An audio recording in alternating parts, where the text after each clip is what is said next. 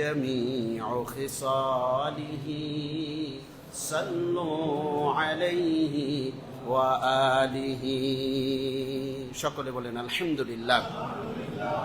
লাখ কোটি দরুদ এবং সালাম সরকারে দো জাহা রহমাতুল লিল আলামিন রউফুর রহিম হযরত মুহাম্মদ আহমদ মুস্তাফা সাল্লাল্লাহু আলাইহি ওয়াসাল্লামের উপর, যার উম্মত হতে পেরেছি বিদায় আমরা সবচেয়ে বেশি মর্যাদায় অধিষ্ঠিত হতে পেরেছি।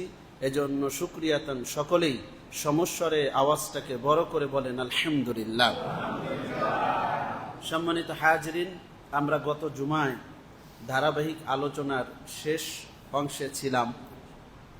রসুল আরবি হজরত মুহাম্মদ মুস্তাফা সাল্লাল্লাহু আলাইহি ওয়াসাল্লামের দাদা আব্দুল মুত্তালিব বা আবু সাইবা, তিনি স্বপ্নে দেখেছিলেন যে তাকে তাইয়্যিবা খনন করার জন্য কেউ একজন নির্দেশ দিচ্ছেন। মনে আছে না নাই? আছে। অনেকেই হয়তো বা এই জুমায়ও নাই, কথা কোন ঠিক না? আমাদের এখানে যা হয়, যাই হোক, দেখেছিলেন কিসে? স্বপ্নে। আমরা এর আগের জুমায় বলেছিলাম, যখন জুরহাম গোত্র ইসমাইল আলাইহিস সালামের বংশ থেকে এই কাবা ঘরের কর্তৃত্ব তারা ছিনিয়ে নেয় এবং পাপাচারে লিপ্ত হয়, খোজা গোত্র যখন তাদের উপরে আক্রমণ করে, তখন তারা এখান থেকে যাওয়ার সময় এই জমজম কূপ এটা তারা বন্ধ করে দিয়ে যায়। মনে আছে না নাই? কার কার মনে আছে? দেখি হাত তোলেন দেখি।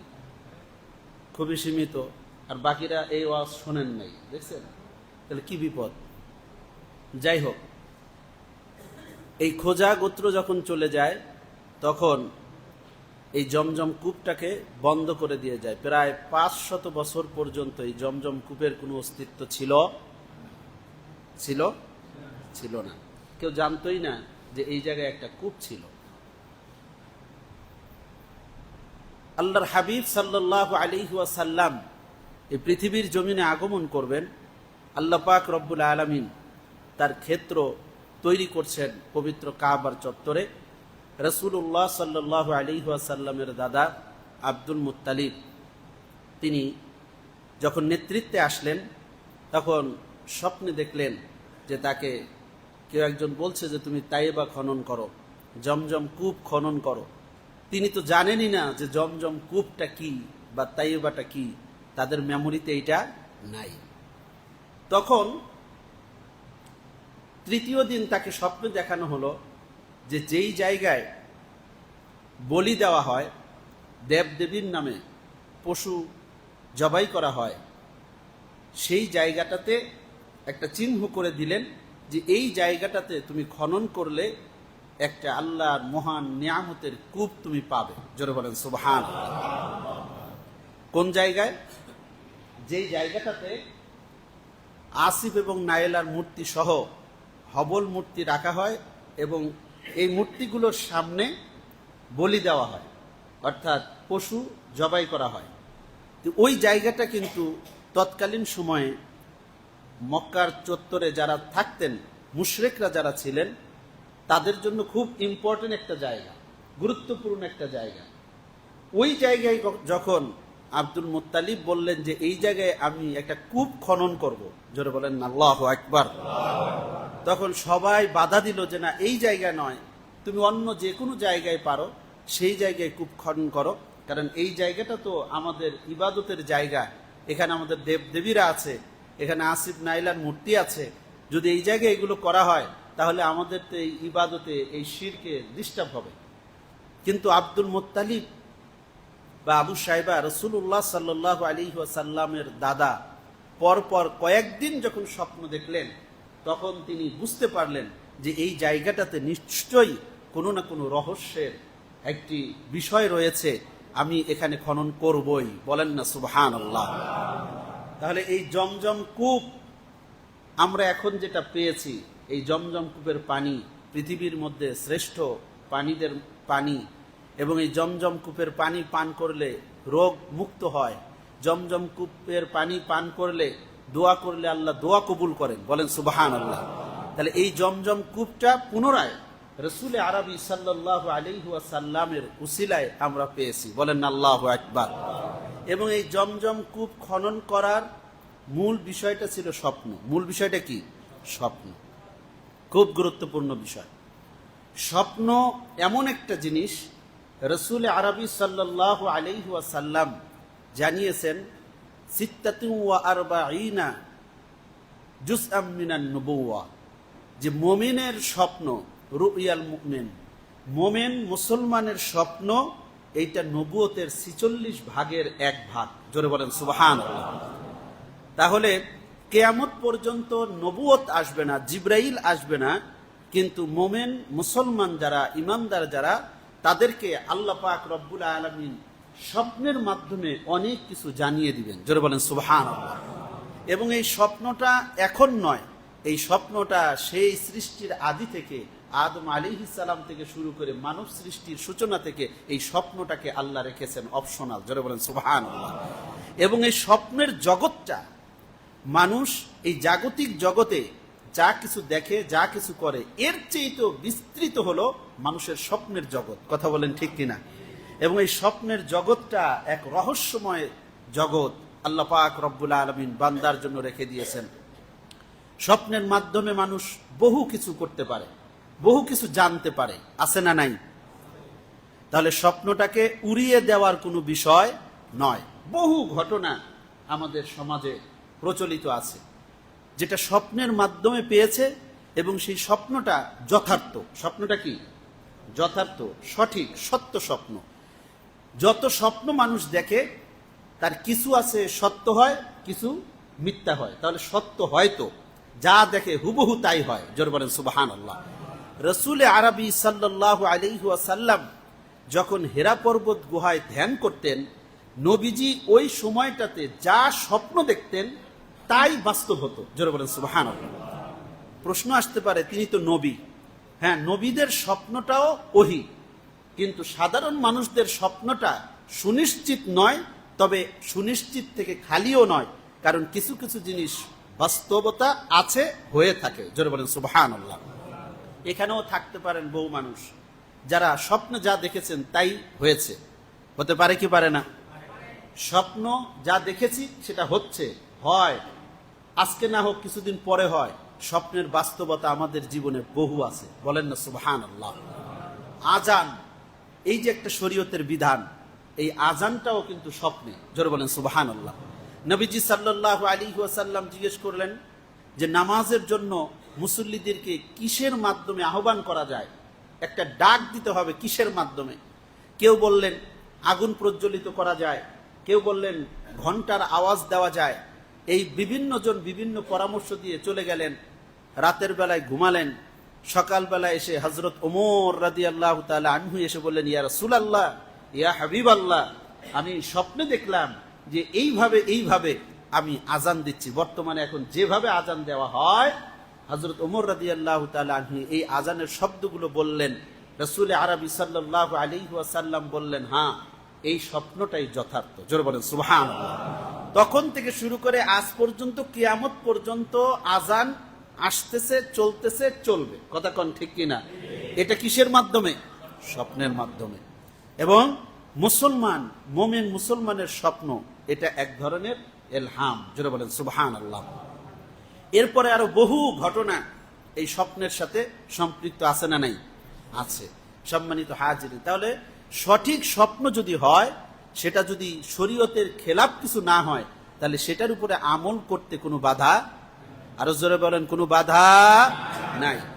যেই ব্যক্তি যত সৎ, ন্যায় নিষ্ঠাবান, নীতিবান, ভালো আমলদার, তার স্বপ্নগুলো তত বেশি সত্যে রূপান্তরিত হয়। জোরে বলেন সুবহানাল্লাহ। খুব মনে রাখবেন, যেই ব্যক্তি যত সৎ, ন্যায়পরায়ণ, ইনসাফ ভিত্তিক মানুষ, আমল গুজার মানুষ, যার গুনাহ যত কম, তার স্বপ্নগুলো তত বেশি সত্যে রূপান্তরিত হয়। অর্থাৎ তিনি বেশি পরিমাণে সত্য স্বপ্নগুলো দেখেন। যেটা বলেন সুবহানাল্লাহ। রাসূল আরবি সাল্লাল্লাহু আলাইহি ওয়াসাল্লাম প্রতিদিন ফজরের নামাজের পরে সাহাবায়ে কেরামদের দিকে ঘুরে বসতেন এবং বসে জিজ্ঞেস করতেন যে তোমরা কেউ কি কোনো স্বপ্ন দেখেছো? যদি দেখে থাকো আমার কাছে বলো, আমি তোমাদের স্বপ্নের ব্যাখ্যা করব। জোরে বলেন সুবহানাল্লাহ। সাহাবায়ে কেরাম স্বপ্ন দেখতেন, এরকম বহু ঘটনা আছে, মোটা মোটা কিতাব আছে যেগুলো এই স্বপ্নগুলোকে লিপিবদ্ধ করা হয়েছে। রাসূলুল্লাহ সাল্লাল্লাহু আলাইহি ওয়াসাল্লাম এই স্বপ্নগুলোর ব্যাখ্যা করতেন। জোরে বলেন সুবহানাল্লাহ। এবং যেই ব্যাখ্যা করতেন সেই ব্যাখ্যাগুলোই সঠিক হতো। জোরে বলেন সুবহানাল্লাহ। সাহাবায়ে কেরামদের আমলের উপরে এই স্বপ্নগুলো ডিপেন্ড হতো। তাহলে বর্তমান সমাজেও যারা দিনদার, পরহেজগার, আল্লাহওয়ালা মানুষ, তাদের স্বপ্নের ব্যাপারেও কিন্তু এরকম নিশ্চয়তার সম্ভাবনা অনেক অনেক গুণ বেশি। জোরে বলেন সুবহানাল্লাহ। দেওবন্দ মাদ্রাসা প্রতিষ্ঠিত হয়েছে, সেখানে কাসেম নানুতুবি রহমতুল্লাহ আলাইহি স্বপ্ন দেখেছেন যে রাসূলুল্লাহ সাল্লাল্লাহু আলাইহি ওয়াসাল্লাম তার এই প্রতিষ্ঠানে আসছেন। তিনি দাগ দিয়ে দেখাইলেন যে এই জায়গায় এই দেওবন্দ মাদ্রাসাটা প্রতিষ্ঠিত হবে। বলেন সুবহানাল্লাহ, আল্লাহু আকবার বলেন। কেউ কেউ বলেছেন তিনি ঘুম থেকে উঠে গিয়ে দেখেন ওই জায়গায় দাগও আছে। জোরে বলেন সুবহানাল্লাহ। তাহলে বোঝা গেল যে এই স্বপ্নটা বাস্তব। সারসিনার আল্লামা নেসার উদ্দিন আহমদ রহমতুল্লাহ আলাই, দাদা হুজুর যাকে বলা হয়, তিনি ভারত থেকে পড়াশোনা করে এসে মাদ্রাসা দিবেন। তিনি তার চতুর্পাশে শুধু হিন্দুদের ঢোল তবলা আর নানান উলুধ্বনি, তার মাঝখানে তিনি একটা মাদ্রাসা করবেন। গোল পাতার দিয়ে একটা ঘর করলেন, সুপারি গাছ কেটে ছোট্ট একটা ছাপড়া দিলেন। রাতের বেলায় ঘুমাইলেন। ঘুমের পরে স্বপ্নে দেখেন দয়াল নবী, মায়ার নবী, শাফাআতের কান্ডারি, রহমাতুল্লিল আলামিন, তিনি মদিনাতুল মুনাওয়ারার সেই শাফাআতে মুস্তাফা নবীজি সাল্লাল্লাহু আলাইহি ওয়াসাল্লাম, শাফাআতের কুবরা আল্লাহর হাবিব সাল্লাল্লাহু আলাইহি ওয়াসাল্লাম, তিনি মদিনা থেকে আমাদের সারসিনা দরবারে দাদা হুজুরের কাছে আসছেন। জোরে বলেন সুবহানাল্লাহ। স্বপ্নে দেখলেন, আল্লামা নেসার উদ্দিন আহমদ রহমতুল্লাহ আলাই বলেন, আমি স্বপ্নে দেখলাম আল্লাহর হাবিব বললেন, নেসার উদ্দিন তুমি চিন্তা করো না, তোমার এই গোল পাতার ঘর, এই মাদ্রাসা। আল্লাহর হাবিব হাঁটলেন বিশাল এক এরিয়া জুড়ে, বললেন যে এই সবগুলোই হবে এই মাদ্রাসার অন্তর্ভুক্ত। চিৎকার করে বলেন সুবহানাল্লাহ। সবগুলো হলো হিন্দুদের বাড়ি, মাঝখান দিয়ে হাঁটলেন। এর বহু ইতিহাস আছে। আজকে প্রায় 1 বর্গ কিলোমিটার ব্যাপী সারসিনা মাদ্রাসার শুধু বাউন্ডারি। বলেন না আল্লাহু আকবার। তাহলে এই স্বপ্নগুলোর ব্যাখ্যা আছে না নাই? শরফুদ্দিন বসিরি রহমতুল্লাহ আলাই, যিনি কাসিদায়ে বুরদা লিখেছেন, তিনি পায়ের আঘাতে তিনি চলতে পারেন না, কষ্ট। তিনি রাতের বেলায় ঘুমাচ্ছেন। ঘুমের আগে তিনি একটা কবিতা লিখলেন নবীর শানে। বলেন না সুবহানাল্লাহ। নবীর শানে, নবীর সিফাতগুলো নিয়ে কবিতা লিখলেন মন ভরে। আল্লাহর হাবিবের জন্য কবিতা লিখলেন। লিখে তিনি ঘুমাইলেন। কেউ জানে না পৃথিবীর যে তিনি এই কবিতা লিখেছেন। তিনি ঘুমিয়েছেন। রাতের বেলায় স্বপ্নে দেখেন দয়াল নবী, মায়ার নবী তার শিওরে এসে দাঁড়িয়ে গেছেন। বলেন না সুবহানাল্লাহ। আল্লাহর হাবিব বলতেছেন, শরফুদ্দিন বুসিরি, তুমি যেই কবিতাটা লিখেছো, তুমি এই কবিতাটা একটু পড়ো, আমি মুহাম্মদ রাসূলুল্লাহ শুনবো। জোরে বলেন সুবহানাল্লাহ। তিনি কবিতা পড়লেন, মাওলায়া সাল্লি ওয়া সাল্লিম। এটা লম্বা একটা কবিতা। এই কবিতা তিনি পড়লেন, রাসূলুল্লাহ সাল্লাল্লাহু আলাইহি সাল্লাম শুনতেছেন। বলেন না সুবহানাল্লাহ। আল্লাহর হাবিব তার মোবারক হাত দিয়ে তার শরীরটারে মাসিহ করে দিলেন। জোরে বলেন সুবহানাল্লাহ। সকালবেলা উঠে দেখেন তিনি এই যে দীর্ঘদিন হাঁটতে পারেন না, তার শরীর সম্পূর্ণ সুস্থ। জোরে বলেন সুবহানাল্লাহ। তার এক বন্ধু ছিল আবু রাজা নাম, তিনি সকালবেলা তার কাছে আসলেন। এসে বললেন যে ভাই, আপনি যেই কবিতাটা লিখেছেন গত রাত্রে, সেই কবিতাটা আমাকে দেন। বলল যে সুবহানাল্লাহ, কোন কবিতা? আমি তো বহু কবিতা লিখেছি। তখন তিনি বললেন, মাওলায়া সাল্লি ওয়া সাল্লিম দাইমান আবাদান, এই যে কবিতাটা লিখছেন, এই কবিতাটা আমাকে আপনি দিবেন। আপনি এর জন্য কি মূল্য চান? বলেন সুবহানাল্লাহ। বললেন যে এই কবিতা তো পৃথিবীর কেউ জানে না, কেবলমাত্র আমি রাত্রে একা একা লিখেছি, তুমি কি করে জানলে? তার বন্ধু বলল, দোস্ত আমার, তুমি যখন রাতের বেলায় দয়াল নবী, মায়ার নবীকে এই কবিতা ঘুমের ঘরে স্বপ্নে তুমি শোনাচ্ছিলে, আমিও ওই স্বপ্নের মাঝখানে ছিলাম। জোরে বলেন সুবহানাল্লাহ। আল্লাহু আকবার বলেন। শব্দে শব্দে এই প্রয়োগগুলো আছে। জোরে বলেন সুবহানাল্লাহ। তাহলে স্বপ্নের গুরুত্ব আছে না নাই? আরো জোরে বলেন, আছে না নাই? তাহলে আমাদের জীবনেও বহু স্বপ্ন এরকম আছে। সম্মানিত হাজিরিন, এজন্য স্বপ্নের ব্যাপারে কমন 2টা কথা আমি অন্য সময় যদি সুযোগ হয় স্বপ্নের উপরেই এক জুমা আলোচনা করবে ইনশাআল্লাহ। ওমা তাওফীক ইল্লা বিল্লাহ। তবে আজকে যেহেতু আলোচনা এসছেই, কমন যে কথাটা সেটা হলো স্বপ্ন যার তার কাছে বলা যাবে না, সবার কাছে বলা যায় না। স্বপ্নটা হলো এমন, নবীজি বলেছেন রিজলি আলা তাইরিন, যে পাটা ঝুলন্ত পায়ের মতন হলো স্বপ্ন। অর্থাৎ একটা ঝুলন্ত পা, এই পাটা আপনি উপরে উঠাইয়েছেন, পাটা উপরে উঠানোর পরে চাইলে আপনি এই পাটাকে এখানেও রাখতে পারবেন, এখানেও রাখতে পারবেন। পারবেন কি পারবেন না? চাইলে আপনি একটু ডানে সরায় রাখতে পারবেন, চাইলে একটু বায়ে সরিয়ে রাখতে পারবেন। তো নবীজি বলেছেন যে স্বপ্নগুলো হলো, মোমেন বান্দার স্বপ্ন হলো এরকম ঝুলন্ত পায়ের মতন, উঁচু করা পায়ের মতন। এটার যদি ব্যাখ্যাটা সঠিক হয়, যা ব্যাখ্যা হবে এটাই তার জীবনে বাস্তবায়ন হবে। জোরে বলেন আল্লাহু আকবার। এজন্য তুমি যদি কোনো স্বপ্ন দেখো, তাহলে সেই স্বপ্নটা তার কাছেই বলবে যে যোগ্য ব্যক্তি, ভালো ব্যক্তি, এবং যেই ব্যক্তি তোমাকে অন্তর থেকে ভালোবাসে। জোরে বলেন সুবহানাল্লাহ। দেখেন আরেকটা শর্ত জুড়ে দেওয়া হয়েছে, কি? যিনি আপনাকে ভালোবাসেন, যিনি আপনাকে হিংসা করতে পারেন, যিনি আপনার ক্ষতি চাইতে পারেন, তার কাছে এই স্বপ্নের ব্যাখ্যা বলবেন না, কারণ সে আপনার এই স্বপ্নটাকে ভুল ব্যাখ্যা করবে। ব্যাখ্যা করার সাথে সাথে আপনার জীবন ওই ভুলটাই বাস্তবায়িত হবে। জোরে বলেন আল্লাহু আকবার। এরকম বহু ঘটনা আছে, আমি অন্যদিন যদি সুযোগ হয় আমি সেদিকে বলবো, যে স্বপ্ন শুধু বলার কারণে, ব্যাখ্যার কারণে এটার ভুল প্রভাব এবং বিরূপ প্রভাব ওই মানুষের উপরে পতিত হয়। এজন্য রাসূলুল্লাহ সাল্লাল্লাহু আলাইহি ওয়াসাল্লাম বলেছেন যে তোমরা কেউ কখনো স্বপ্ন নিয়ে মিথ্যা বলবে না।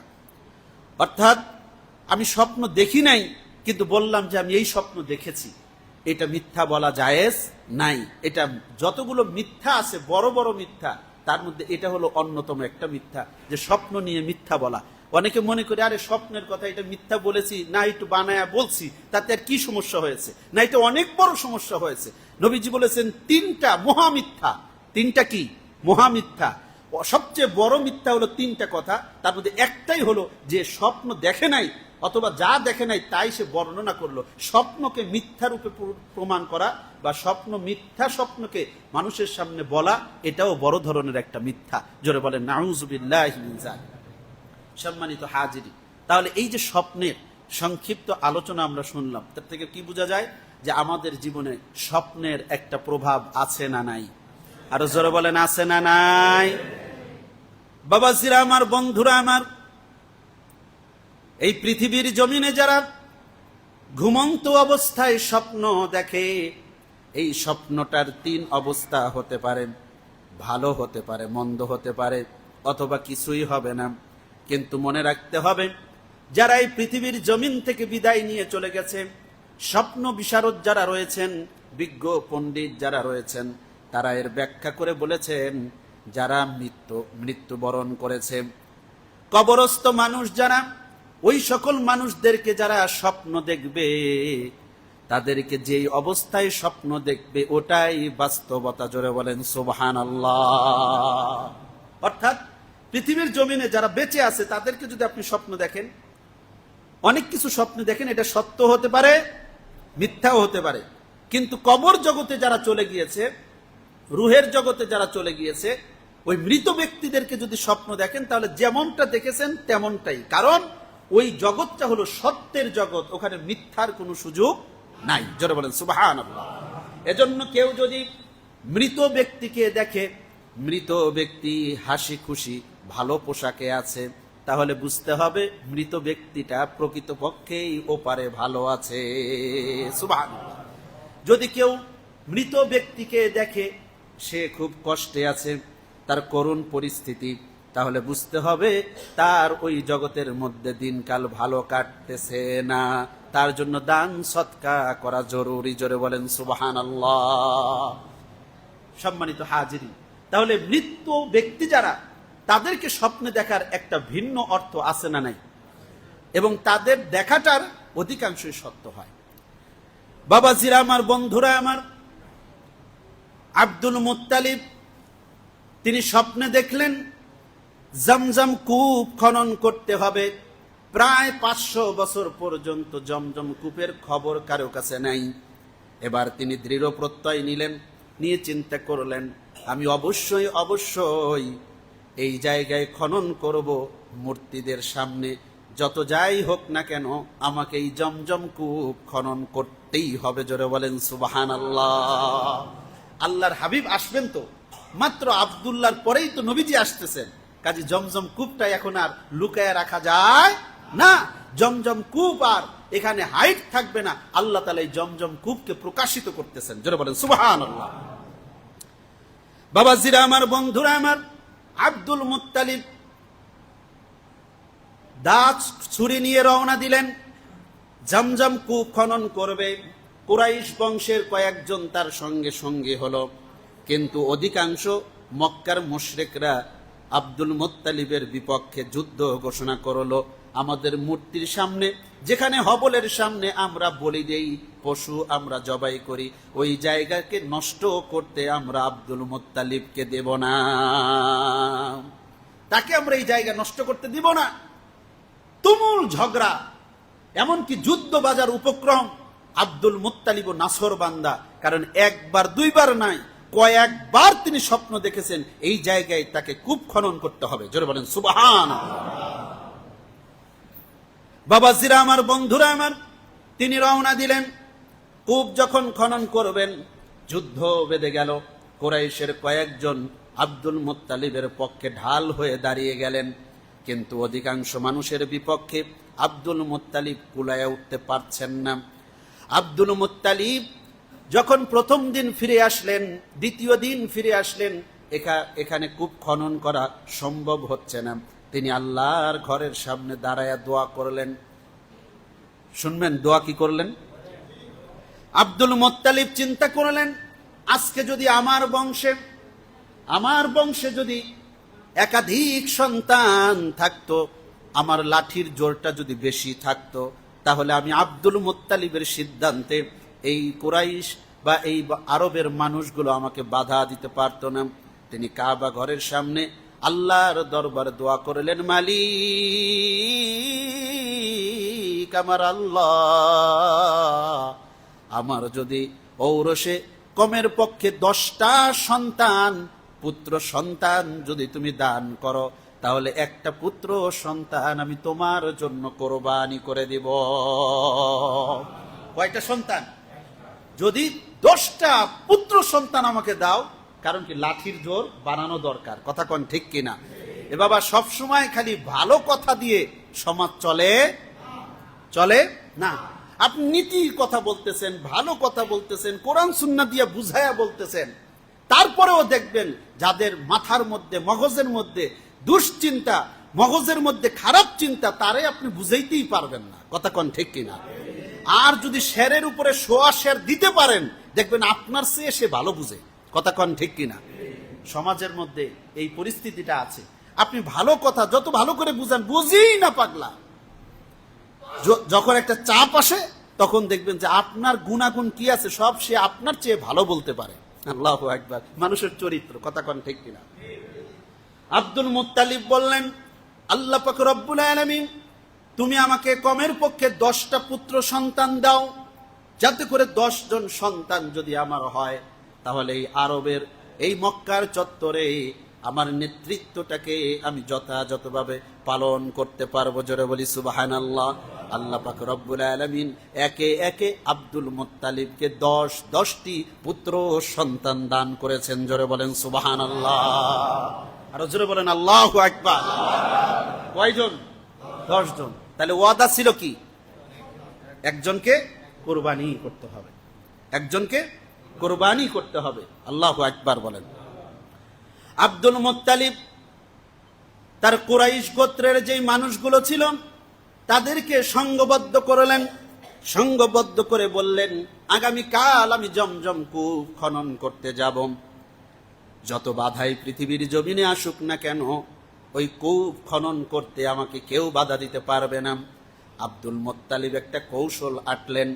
তিনি বললেন, শোনো, কুরাইশ গোত্রের মানুষদেরকে নিয়ে বললেন, আমি যখন কূপ খনন করতে শুরু করব, তোমরা চতুর্পাশে লাঠি নিয়ে দাঁড়াবা, তরোয়াল নিয়ে দাঁড়াবা।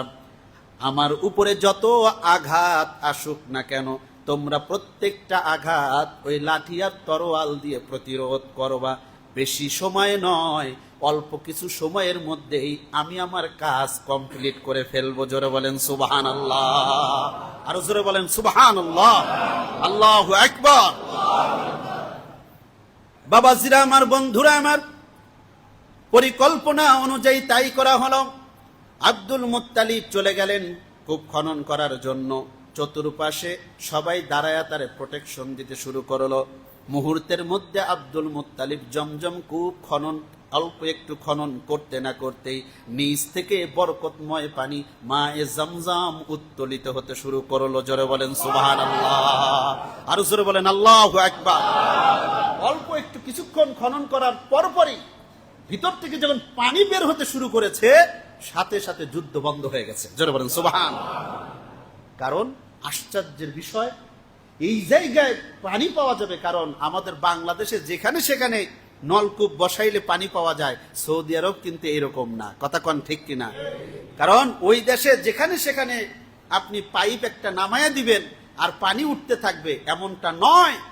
সৌদি আরবে ওই মক্কাতুল মুকাররমা, মদিনাতুল মুনাওয়ারায় একটা কূপ বহু দামি জিনিস। জোরে বলেন সুবহানাল্লাহ। এজন্য কূপ অনেক দামে বিক্রি হতো। একটা দুইটা কূপের পানি গোটা এলাকার মানুষ পান করত। যখন এই কাবার চত্বরে নিচ থেকে পানি বের হয়েছে, সমস্ত মক্কার মানুষগুলো আশ্চর্য হয়ে গিয়েছে যে আশ্চর্যের ব্যাপার, এখান থেকে এই পানি পান করে দেখে যে এর চাইতে সুস্বাদু, এর চেয়ে সুন্দর পানি পৃথিবীর জমিনে জীবনে আমরা পান করি নাই। যারা বলেন সুবহানাল্লাহ। এখন এই কূপ যখন পাওয়া গেল, এই কূপটা পরিপূর্ণভাবে খনন করা হলো প্রায় 500 বছর পর। নবীজির আগমনের মাত্র কয়েকদিন আগে, অর্থাৎ তার দাদা এটা খনন করলেন। মাঝখানে কত বছর? প্রায় 500 বছর এই কূপের কোনো সন্ধান নাই। এখন পানি যখন পাওয়া গেল, তখন এই কূপের পানি পেয়ে পানি পান করে মক্কার মানুষ সবাই এমন ভাবে বিমোহিত হলো, এত বেশি আকৃষ্ট হলো, সবাই এখন বলে আব্দুল মুত্তালিব, এই কূপের পানি আমরা সবাই হকদার, এই পানি আমাদের সবার। জোরে বলেন আল্লাহু আকবার। আব্দুল মুত্তালিব বললেন, হতেই পারে না, কারণ এই কূপ তোমরা খনন করো নাই, আমি খনন করেছি, কাজী কূপের রক্ষণাবেক্ষণের দায়িত্ব আমি আব্দুল মুত্তালিবের থাকবে। কথা বলেন ঠিক না বা ঠিক? যৌক্তিকতা আছে না নাই? আরো জোরে বলেন আছে না নাই? বিরোধিতার সময় সবাই বিরোধিতা করে, কিন্তু যখন একটা সফলতা আসে, ওই সফলতা নেওয়ার জন্য বিরোধীরাই আগে গিয়ে দরজা খোলে। কথা কন ঠিক না বেটা? সব জায়গায় আছে। একটা ভালো কাজ করতে যাবেন, বাধার শেষ নাই। যদি আপনি সফল হয়ে যান, তখন দেখবেন সবাই আইসা চাটুকারিতা শুরু করবে। আমি কিন্তু আপনাকে এই করছিলাম, এখানে গিয়ে এই বলছিলাম, ওখানে গিয়ে এই বলছিলাম, কাজে আমার অবদান অনেক। কথা বলেন ঠিক কিনা? তাহলে মুনাফিকি চরিত্র রাখা যাবে না। সামনে যা, পিছনেও তা। বিরোধিতা যদি করি, বুঝে শুনে করব, আর পক্ষে যদি থাকে সেটা বুঝে শুনেই থাকবো ইনশাআল্লাহ। তাহলে স্বপ্ন আব্দুল মুত্তালিবের বাস্তবায়িত হয়েছে। কথা বলেন ঠিক কিনা? লম্বা ঘটনা। এখন কুরাইশরা সবাই দাবি করলো, মক্কার মানুষ সবাই দাবি করলো যে এই কূপের পানি আমাদের। এই কূপের পানি কার? আমাদের সবার। এখন বাদলো আর এক যুদ্ধ। কথা বলেন ঠিক কিনা? সম্পদ থাকলেও জ্বালা, না থাকলেও জ্বালা। আছে না নাই? সম্পদ নাই, চিন্তা নাই। সম্পদ যখন আসছে তখন টেনশনের শেষ নাই। বলেন না আল্লাহু আকবার। এখন এই কূপের পানি নিয়ে বাদলো আর এক যুদ্ধ। আব্দুল মুত্তালিবের দাবি, তিনি অনর, যে এই কূপের পানি তোমরা পান করো, কিন্তু এই কূপের রক্ষণাবেক্ষণের দায়িত্ব আমি আব্দুল মুত্তালিবের হাতে, কুরাইশ বংশের হাতেই থাকতে হবে। যারা বলেন সুবহানাল্লাহ। লম্বা ঘটনা। এই নিয়ে বিচার। সেই বিচারের মধ্যে তারা বলল যে সিরিয়ার অমুক ব্যক্তি যদি আমাদের এই বিচার করে দেয়, তাহলে আমরা মানি। গ্যাঞ্জাম বাজছে। তখন আব্দুল মুত্তালিব বললেন, ঠিক আছে চলো যাই। যখন মরুভূমির মধ্যে দিয়ে যাচ্ছে, তারা পথের মধ্যে গিয়ে, বালুময় শহর, পথের মধ্যে দিয়ে মানুষ নাই, জন নাই, সেখানে গিয়ে তাদের পানি ফুরিয়ে গেছে। বলেন না সুবহানাল্লাহ। পানি ফুরিয়ে গিয়েছে। এখন সবাই মারা যাচ্ছে পানির অভাবে। উটগুলো বসে পড়েছে। Abdul Muttalib উটটাকে উঠাইলেন। যখন উট উঠিয়েছেন, লম্বা সময় যাওয়ার পরে দেখে উটের যেখানে বসেছে তার পিঠের নিচে ভিজা। জোরে বলেন সুবহানাল্লাহ। ওই জায়গাটা বালিটা ভিজে আছে, তারা ওই ভেজা জায়গাটাকে খনন করে দেখেন ওখানে আল্লাহ তাআলা তাদের বাঁচার জন্য পানির ব্যবস্থা করে দিয়েছেন। জোরে বলেন সুবহানাল্লাহ। তখন তারা বলল যে আমাদের আর বিচারের দরকার নাই, কারণ মরে তো গেছিলামই প্রায়। এই মরুভূমির মধ্যে আব্দুল মুত্তালিবের উসিলাই যে আল্লাহ তাআলা আমাদেরকে পানি পান করে বাঁচাইলেন, নিশ্চয়ই সে আল্লাহ চান যে ওই জমজম কূপের কর্তৃত্ব আব্দুল মুত্তালিবেরই থাকবে। জোরে বলেন সুবহানাল্লাহ। কুরাইশ বংশেরই থাকবে। তারা ফিরে আসলেন। এই জমজম কূপ তখন থেকে আজ পর্যন্ত চলছে। জোরে বলেন সুবহানাল্লাহ। কিয়ামত পর্যন্ত চলবে ইনশাআল্লাহ। এখন পর্যন্ত লক্ষ লক্ষ টন পানি এই জমজম কূপ থেকে ওঠে। কি সুস্বাদু পানি, আল্লাহু আকবার বলেন। নবীজি বলেছেন লিমা শুরিবা লাহু, এই জমজমের পানি যে যে নিয়ত করে পান করবে আল্লাহ তার নিয়ত কবুল করবেন। জোরে বলেন সুবহানাল্লাহ। যে যে নিয়ত করে পান করবে তার নিয়তটা পূরণ করে দিবেন। অসুস্থতার জন্য যদি পান করে আল্লাহ তাকে শিফা দান করবে। জোরে বলেন সুবহানাল্লাহ। ক্ষুধা নিবারণের জন্য এই পানি পান করলে তার ক্ষুধা নিবারণ হয়ে যাবে। জোরে বলেন সুবহানাল্লাহি ওয়া বিহামদিহি সুবহানাল্লাহিল আযীম। সম্মানিত হাজিরিন, জমজম কূপ পাওয়া গেল স্বপ্নে, কথা কোন ঠিক কিনা? আল্লাহর হাবিব সরকারে দো জাহান রাহমাতুল লিল আলামিন, দয়াল নবী, মায়ার নবী, শাফাআতের কান্ডারি নবীজি আব্দুল্লাহর ঔরস হয়ে 570 খ্রিস্টাব্দে এই ধুলির ধরায় 12ই রবিউল আউয়াল সোমবারে আগমন করলেন। জোরে বলেন সুবহানাল্লাহ। বাবাজিরা আমার, বন্ধুরা আমার, মিলাদুন নবীর আলোচনা আমরা ইতিপূর্বে অনেক শুনেছি, আরো শুনব। আমি শুধু মিলাদুন নবীর পূর্বের আলোচনা এই 4-5 জুমায় কিছুটা ধারণা দেওয়ার চেষ্টা করলাম। যারা ধারাবাহিকভাবে শুনেছেন কিছুটা হলেও আপনাদের ধারণা আসছে ইতিহাসটা। আল্লাহ মনে রাখার তৌফিক দান করুন। জোরে বলেন আমিন। আল্লাহর হাবিব যেদিন এই পৃথিবীর জমিনে আগমন করলেন, নবীজি জন্মগ্রহণ করলেন 6 মাসের গর্ভে। যখন আমার নবী, আপনার নবী পিতা আব্দুল্লাহ সিরিয়ায় ব্যবসা করতে গিয়ে সেখানে ইন্তেকাল করলেন। পিতাহীন পৃথিবীর জমিনে নবীজি সাল্লাল্লাহু আলাইহি ওয়াসাল্লাম এতিম অবস্থায় পৃথিবীর জমিনে আগমন করলেন। জন্মগ্রহণের পরে দাদা আব্দুল মুত্তালিব বললেন, আমার এতিম নাতিটার নাম কি রাখা যায়? জোরে বলেন সুবহানাল্লাহ। হযরতে আমেনা, মা আমেনা ডেকে বললেন, বাবা, এই সন্তান আমার পেটে থাকতেন আমি ঘুমের মধ্যে স্বপ্নে দেখি একজন আমাকে বলল তোমার পেটের সন্তানটা পৃথিবীর শ্রেষ্ঠ সন্তান, এই সন্তান জন্মগ্রহণ করলে তার নাম রাখবা মুহাম্মদ। জোরে বলেন সুবহানাল্লাহ। আল্লাহর হাবিবের নাম রাখা হলো কি? কিসের মাধ্যমে? আরো আওয়াজ দেন, কিসের মাধ্যমে? শব্দের মাধ্যমে। স্বপ্নে দেখলাম তার নাম রাখতে হবে মুহাম্মদ। জোরে বলেন সুবহানাল্লাহ। তাহলে আর কি নাম রাখো মুহাম্মদ। জোরে বলেন সুবহানাল্লাহ। এ বাবা, মুহাম্মদ এমন এক প্রশংসার নাম যে মুহাম্মাদের প্রশংসা হলো যেটা অতীতেও প্রশংসিত ছিল, বর্তমানেও প্রশংসিত আছে, কিয়ামত পর্যন্ত যার প্রশংসা চলতেই থাকবেন তিনি হবেন মুহাম্মদ। জোরে বলেন সুবহানাল্লাহ। আর জোরে বলেন সুবহানাল্লাহ। আমার নবীর আলোচনা কি এখন নাকি সৃষ্টির সূচনা থেকে? সৃষ্টির সূচনা থেকে আমার নবীর আলোচনা আছে না নাই? আর জোরে কোন আছে না নাই? ছিল কি ছিল না? তাহলে নবীর আগমনে আমরা খুশি না বেজার? আল্লাহু আকবার বলেন। খুশি। আমরা খুশি, কথা বলেন ঠিক কিনা? আদম আলাইহিস সালাম যখন তার সন্তানকে দায়িত্ব দেন, শীষ আলাইহিস সালামকে, কিতাব খোলেন না, পড়েন। শীষ আলাইহিস সালামকে যখন দায়িত্ব দেন, তিনি তার হাতের লাঠিটা তাকে দিয়েছেন। জোরে বলেন সুবহানাল্লাহ। ওই লাঠিটাই হলো সে মুসা আলাইহিস সালামের লাঠি। জোরে বলেন সুবহানাল্লাহ। আর এই লাঠিটা হলো আদম আলাইহিস সালাম যখন জান্নাত থেকে নেমে আসেন তখন তিনি গাছের একটা ডাল নিয়ে নামছেন। জোরে বলেন সুবহানাল্লাহ। এই গাছের ডালটা তার লাঠি। জোরে বলেন সুবহানাল্লাহ। এটা দিয়ে তার ছেলের হাতে দিয়ে বললেন, বাবা, এই লাঠিটা তুমি রাখবা যত্ন করে। জোরে বলেন সুবহানাল্লাহ। আর তোমার 2টা জিনিস তুমি ভুলবা না। জোরে বলেন সুবহানাল্লাহ। একটা হলো মুহাম্মদ সাল্লাল্লাহু আলাইহি ওয়াসাল্লামের নাম, ইসমে মুহাম্মদ। জোরে বলেন সুবহানাল্লাহ।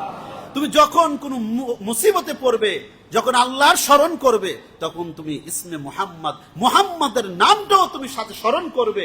কারণ জান্নাতের পাতায় পাতায়, জান্নাতের প্রত্যেক দরজায় দরজায়, হুর গিলমানদের চোখের পাতায় আমি এই নাম লেখা দেখেছি। জোরে বলেন সুবহানাল্লাহ। বাবাজিরা আমার, বন্ধুরা আমার, সেই নবীকে আমরা পেয়ে খুশি না বেজার? আরো আওয়াজ দিয়ে বলেন, খুশি না বেজার? আমরা সবাই খুশি। বাবাজিরা আমার, কিন্তু শয়তান অখুশি। কথা কন ঠিক কিনা? আল্লাহর হাবিব জন্মগ্রহণ করলেন, একজন দাসী ছিল সুয়াইবা। সুয়াইবা আবু লাহাবের দাসী। বুখারীর মধ্যে কিতাবুন নিকার মধ্যে এই ঘটনাটা আছে। সুয়াইবা আবু লাহাবের দাসী, তিনি যখন শুনলেন যে আব্দুল্লাহর ঘরে মুহাম্মাদুর রাসূলুল্লাহ সাল্লাল্লাহু আলাইহি ওয়াসাল্লাম জন্মগ্রহণ করেছেন, তিনি তার মনিব আবু লাহাবের কাছে ছুটে গেলেন। গিয়ে তাকে ডাক দিয়ে বললেন, আবু লাহাব, আপনার ভাই আব্দুল্লাহর ঘরে আপনার এতিম ভাতিজা মুহাম্মদ জন্মগ্রহণ করেছে। জোরে বলেন সুবহানাল্লাহ। খুশি, জোরে বলেন সুবহানাল্লাহ। কি হয়েছেন? খুশি হয়েছেন ভাতিজার খুশিতে। তিনি কিন্তু জানেন না যে তিনি মুহাম্মদুর রাসূলুল্লাহ। কথা কোন ঠিক কিনা? ভাতিজার খুশিতে আবু লাহাব তার আঙুলের ইশারায় তাকে বললেন যে যাও, তুমি মুক্ত। এত সুন্দর সুসংবাদ দিলা, আজকের থেকে তুমি আজাদ, তুমি আর আমার দাসী না। জোরে বলেন সুবহানাল্লাহ। আবু লাহাব যখন তাকে মুক্ত করে দিলেন, ফাআরদাআতান নবী সাল্লাল্লাহু আলাইহি ওয়াসাল্লাম, নবীজি সাল্লাল্লাহু আলাইহি ওয়াসাল্লামকে এই সুয়াইবা দুধ পান করালেন। জোরে বলেন সুবহানাল্লাহ। ফালাম্মা মাতা আবু লাহাবিন উরিয়াহু বা'দু আহলিহি বিশাররি হিবাতিন। আবু লাহাব যখন মৃত্যুবরণ করলেন, মারা গেলেন, জানেন আবু লাহাবের বহু ঘটনা কোরআন দ্বারা সাবেত। কথা কন ঠিক কিনা? নবীর কাট্টা দুশমন যারা ছিল তাদের মধ্যে একজন হলো আবু লাহাব। কথা কন ঠিক? আবু লাহাব যখন মারা গেল, মারা যাওয়ার পরে তার একজন আত্মীয় স্বপ্নে দেখলেন। ইমাম ইবনে কাসির আদ-দামিশকি রাহমাতুল্লাহি আলাইহি সেই আত্মীয়র নাম উল্লেখ করেছেন হযরতে আব্বাস রাদিয়াল্লাহু তাআলা আনহু। জোরে বলেন সুবহানাল্লাহ। হযরত আব্বাস রাদিয়াল্লাহু তাআলা আনহু তিনি স্বপ্নে দেখলেন আবু লাহাবকে। আবু লাহাবকে এখন জীবিত না মৃত? জীবিত না মৃত? মৃত আবু লাহাবকে স্বপ্নে দেখলো। তাহলে স্বপ্নের একটা উসুল হলো, মৃত ব্যক্তিকে যেরকম দেখা যায় ওইটার বাস্তবতা সত্য। কথা কন ঠিক কিনা? স্বপ্নে দেখলেন, ওয়ালা মাজা লাকিতাম, দেখে বললেন আবু লাহাব, তুমি তো নবীর সাথে দুশমনি করতেন, নবীর ভালোগুলো তোমার ভালো লাগতো না, নবীর সাথে তোমার শত্রুতা ছিল। তুমি যে মারা গেলে, কবরের মধ্যে মহান আল্লাহ তোমার সাথে কেমন আচরণ করেছে। ক্বালা লাম আলকা বা'দাকুম গায়রা আন্নী সুকিতু হাযা। আবু লাহাব ইশারা করে বললেন, এই যে আমার আঙুল দেখা যায়, নবীর জন্মের কারণে বিআতাকাতি সুয়াইবা, আমি যে সুয়াইবাকে মুক্ত করে দিয়েছিলাম নবীর জন্মদিনে খুশি হয়ে, ওই সুয়াইবাকে মুক্ত করার পরে সুয়াইবা নবীকে দুধ পান করিয়েছেন। আমি ওই কাজটুকু যে আঙুলের ইশারা দিয়ে করেছিলাম, ওই আঙুল দিয়ে আমি জাহান্নামের মধ্যে কঠিন শাস্তির মধ্যেও আমি মাঝের মধ্যে, কেউ কেউ বলেছেন প্রতি সোমবারে একটু পানি পাই, একটু মধু পাই, ওইটা খেয়ে আমার হৃদয়টারে শান্ত করি, আযাবটারে একটু হালকা করা হয়। আল্লাহু আকবার। আমি যে নবী মুহাম্মদুর রাসূলুল্লাহ সাল্লাল্লাহু আলাইহি ওয়াসাল্লামের জন্মে ওই দিন আনন্দিত হয়ে আমি যে সুয়াইবাকে আজাদ করেছিলাম, এই কারণে আমাকে একটু এই আঙুলের মাথা দিয়ে পানি দেয়া হয়, যেটা জাহান্নামের মধ্যে সবচেয়ে আমার জন্যই এতটুকু ফ্যাসিলিটিস, আমি এতটুকু ফ্যাসিলিটিস পাই, অর্থাৎ জাহান্নামের আযাবটাকে আমাকে একটু হালকা করে দেয়া হয় প্রতি সোমবারে। এর বাইরে আমার দিন অবস্থা মোটেও ভালো না। আল্লাহু আকবার বলেন। বাবাজিরা আমার, বন্ধুরা আমার, এটা কিন্তু শরীয়তের জন্য ফরজ ওয়াজিব কোনো কিছু প্রমাণ করার জন্য দরকার নাই। কিন্তু বুখারীর বর্ণনা অনুযায়ী আমার নবীর আগমনে, আমার নবীর জন্মে আমরা ইমানদার মুসলমান আনন্দিত হব, খুশি হব, এটাই তো স্বাভাবিক। কথা বলেন ঠিক না বেটি? কেউ কেউ বলেন এই বাংলাদেশ আর ভারত পাকিস্তান এর বাইরে কোনো জায়গায় মিলাদুন নবী নাই, নবীর জন্ম নিয়ে আলোচনা নাই। সারা ওয়ার্ল্ডে আছে। কথা বলেন ঠিক কিনা? সারা পৃথিবীতে অসংখ্য দেশে এই মিলাদুন নবীর মাহফিলে রবিউল আউয়াল মাসে আমার নবীর জন্ম বৃত্তান্ত বিস্তারিত আলোচনা হয়। হয় কি হয় না? আরো জোরে বলেন, হয় কি হয় না? বাবা, আমাদের এটা তো ফরজ ওয়াজিব কিছু বিষয় নয়। কথা কন ঠিক কিনা? নবীর প্রত্যেকটা জিনিসের একটা সময়ের সাথে একটা আলোচনার একটা সম্পর্ক থাকে, থাকে কি থাকে না? আমরা সারা বছর যে জুমায় আলোচনা করি, সারা বছর যে আমরা ওয়াজ মাহফিলে আলোচনা করি, সেটা কি কোরআন সুন্নাহর বাহিরে, নবীর সিরাতের বাহিরে? না। যেহেতু রবিউল আউয়াল মাসে নবী জন্মগ্রহণ করেছেন, এই জন্য এই জন্মগ্রহণ করেছেন রবিউল আউয়াল মাসে, এই মাসের সাথে নবীর জন্মের সম্পর্কটা একটু বেশি থাকার কারণে এর নাম দেওয়া হয়েছে মিলাদুন নবী। কথা বলেন ঠিক কিনা? আর ঈদ, ঈদ মানে তো খুশি। ঈদ মানে কি? খুশি। ঈদ মানে কি? খুশি। তাহলে আমরা যদি খুশি বলি দোষ নাই, আরবিতে যদি বলা হয় ঈদ, তাহলে এটা অনেকে আপত্তি করেন। বাবাজিরা আমার, এখানে আপত্তি করার কোনো কিছু নাই। এখানে ঈদ মানে খুশি, এটা বাংলা, আর ঈদটা হলো আরবি। এখানে শরীয়তের কোনো ঈদ এখানে সাবেত করা হয় নাই যে এর জন্য নামাজ পড়বেন, খুতবা দিবেন, রোজা রাখা হারাম, এই সমস্ত কথাগুলো বলে কেবলমাত্র পেয়ারা নবী, দয়াল নবী, মায়ার নবীর জন্মদিনের আলোচনায় যারা উদ্বুদ্ধ হয়, নবীর জীবনী থেকে আলোচনা শোনেন, তাদেরকে অনুৎসাহিত করার কোনো কারণ নাই। সম্মানিত হাজিরিন, আমাদের ভবিষ্যৎ প্রজন্মকে আমার নবীর সঙ্গে পরিচয় করিয়ে দেয়া দরকার আছে না নাই? আরো জোরে বলেন, আছে না নাই? তাহলে এই মাসে নবীর জীবনীকে যত বেশি বিস্তারিত ভাবে আলোচনা করার সুযোগ তৈরি হয়, অন্য মাসে এরকম সুযোগ আসে, এত মাহফিল হয় এবং এই ধারাবাহিক আলোচনাগুলো হয় না। 12 দিন 15 দিন ব্যাপী বাইতুল মোকাররমে 15 দিন ব্যাপী যে আলোচনা হয়, বিদগ্ধ আলেম যারা, তারা বিষয় ভিত্তিক আলোচনা করেন, নবীর জীবনীটাকে সবিস্তারে আমরা জানতে চাই কি চাই না? দরকার আছে না নাই? বহু আলোচনা আছে, যেটা বিভিন্ন বিষয় আছে, কিন্তু নবীর জীবনীর উপরে আলোচনা আমরা যত বেশি শুনবো, জানবো, আমাদের সন্তানরা জানবে, তত বেশিই তো নবী প্রেমিক হবে। কথা বলেন ঠিক কিনা? আমাদের সমাজে নবীর আলোচনা আরো বেশি হোক, আরো বেশি চলুক, আমরা এটা চাই কি চাই না? সেটা যেই ব্যানারেই হোক না কেন, আপত্তি আমাদের নাই। রবিউল আউয়াল মাসে নবীর জীবনীর আলোচনা, বিস্তারিত আলোচনা হবে। সম্মানিত হাজিরিন, আমাদের এই মসজিদে আজকে এবং কালকে, আজকে মাগরিব থেকে এশা পর্যন্ত, আগামী কালকে মাগরিব থেকে এশা পর্যন্ত একজন আলোচক, আর এশার পরে একজন দোয়া করে দিবেন ইনশাআল্লাহ। আমরা এই 3 জন আলোচককে আমরা দাওয়াত দিয়েছি আজকে মাগরিব থেকে এশা পর্যন্ত। যদি আপনারা একটু কাজটারে দিনের বেলায় গুছাইয়ে এনে যদি চিন্তা করেন যে মাগরিবের নামাজটা পঙ্গুর মসজিদে পড়ি, একেবারে এই মাগরিব থেকে এশা পর্যন্ত বাহিরে গেলে খুব বেশি 1 কাপ চা খাওয়ার সময়ও না, কিন্তু এই সময়টা পার হয়ে যাবে। আপনি যদি চিন্তা করেন সব কাজ একটু গুছাইয়া আজকে 1 ঘন্টা সময় মাগরিব থেকে এশা পর্যন্ত পঙ্গুর মসজিদে মাগরিবটা পরে আসবো, বসে একটু নবীর জীবনীটা আলোচনা করব, নবীর মোহাব্বত অন্তরে নিয়া, এই মোহাব্বতটুকু আপনাকে নাজাতের দোরগোড়ায় পৌঁছাইয়া দিতে পারে কি পারে না?